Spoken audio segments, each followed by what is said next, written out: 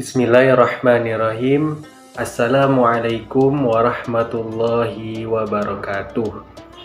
Alhamdulillahirabbil alamin wassalatu wassalamu ala asrofil anbiya'i wal mursalin wa ala alihi wa sahbihi ajma'in amma ba'du.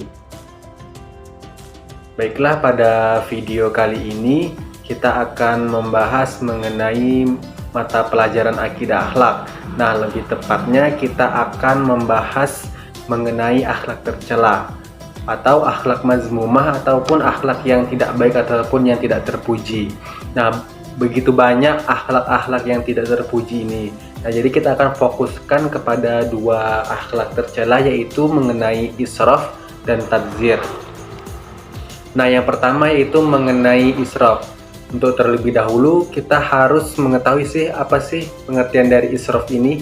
Nah, israf berasal dari bahasa Arab yaitu asrafa yusrifu israfan, yang berarti bersukaria sampai melewati batas. Nah, israf adalah tindakan seseorang yang melampaui batas yang telah ditentukan oleh syariat.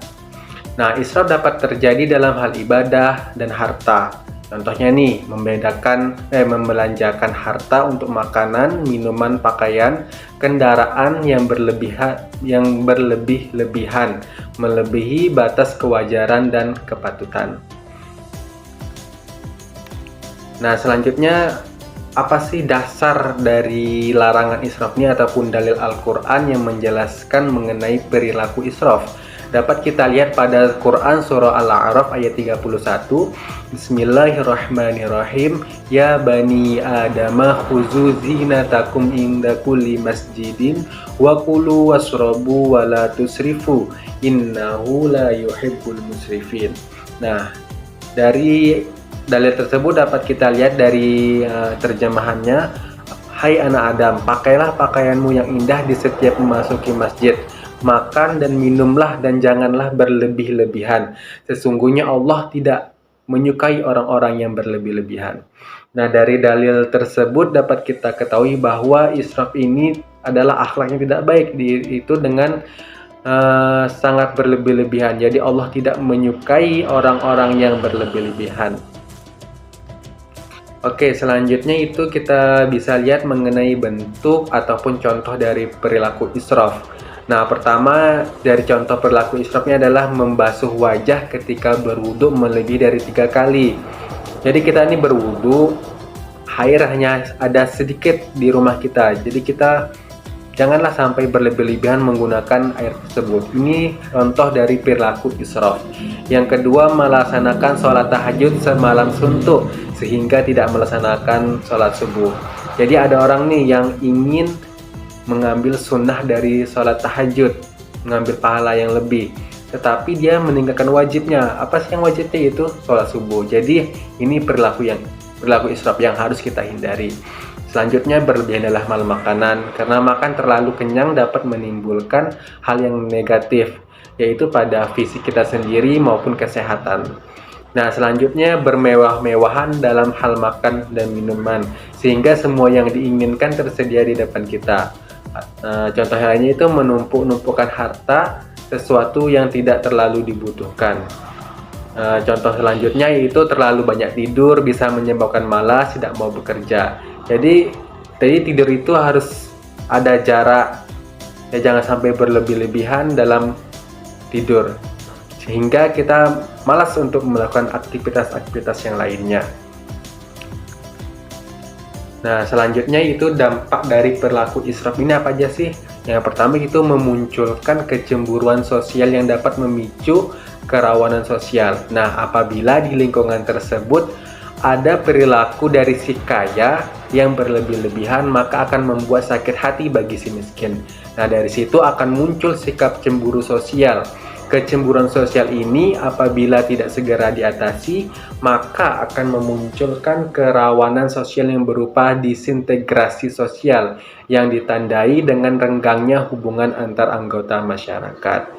Nah, selanjutnya dampak dari perilaku israf ini yaitu dapat menimbulkan perilaku rakus. Nah, dari perilaku rakus ini akan memicu perilaku buruk lainnya, yaitu menghalalkan segala cara untuk memenuhi kerasukannya itu. Perilaku menghalalkan segala cara ini akan menimbulkan permasalahan sosial, yaitu hilangnya kepedulian sosial. Nah, sudah tahu nih contoh dan dampak dari perilaku israf. Nah, untuk itu kita harus mengetahui juga mengenai bagaimana sih upaya untuk menghindari sifat israf ini. Yang pertama, setiap muslim dilarang mengikuti nafsu syahwatnya. Kedua, sederhanakanlah dan tundukkan nafsu dengan akal sehat. Yang terakhir, janganlah mendekati hal-hal yang dapat mendorong diri untuk berbuat yang tidak baik ataupun melampaui batas. Nah, selanjutnya kita akan membahas akhlak tercela yang kedua. Nah, tadi kan kita sudah membahas israf, itu berlebih-lebihan. Nah, sekarang kita akan membahas mengenai akhlak mazmumah ataupun akhlak tercela, yaitu tabdzir. Nah, apa sih dari definisi tabdzir ini? Nah, secara bahasa, tabdzir berasal dari kata bazara yubaziru tabdzira. Dalam tafsir Departemen Agama diartikan sebagai suatu perbuatan menghambur-hamburkan harta.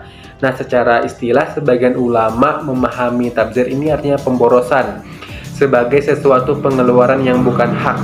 Jika seseorang mengeluarkan hartanya sebanyak apapun untuk sesuatu yang hak, maka orang tersebut tidak disebut sebagai pemboros. Sebaliknya, apabila seseorang mengeluarkan harta untuk perkara yang batil, walaupun sedikit, maka dia sebut dengan pemboros.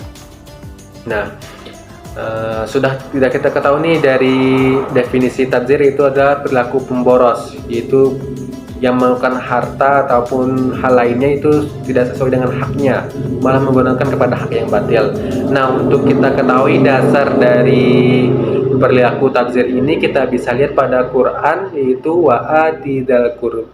Bismillahirrahmanirrahim. Wa'atidal qurba haqqahu wal miskina wa banas sabil wala tubadzir tabdzira. Innal mubadzirina kanu ikhwanas syayatin wa kana syaytanu lirabbihi kafura. Nah, dan berikanlah kepada keluarga-keluarga yang dekat akan haknya kepada orang-orang miskin dan orang yang dalam perjalanan, dan janganlah kamu menghambur-hamburkan hartamu secara boros. Sesungguhnya pemboros-pemboros itu adalah saudara-saudaranya syaitan, dan setan itu adalah sangat ingkar kepada Tuhannya. Nah, itulah dasar larangan tabdzir atau perilaku pemboros. Nah, selanjutnya bentuk ataupun contoh-contoh tabdzir ini, pertama kita bisa lihat yaitu memberi sumbangan untuk kegiatan hura-hura dan kemaksiatan. Selanjutnya mengkonsumsi minuman keras yang tidak ada manfaatnya. Selanjutnya itu segala sesuatu pembelajaran yang hanya ingin menuruti keinginannya.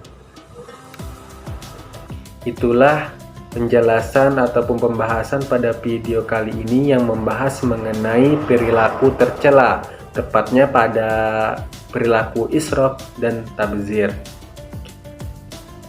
Apabila ada kesalahan dan kekurangan dalam penyampaian maupun pembacaan ayat-ayat Al-Quran, saya mohon maaf yang sebesar-besarnya.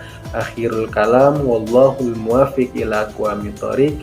Wassalamualaikum warahmatullahi wabarakatuh.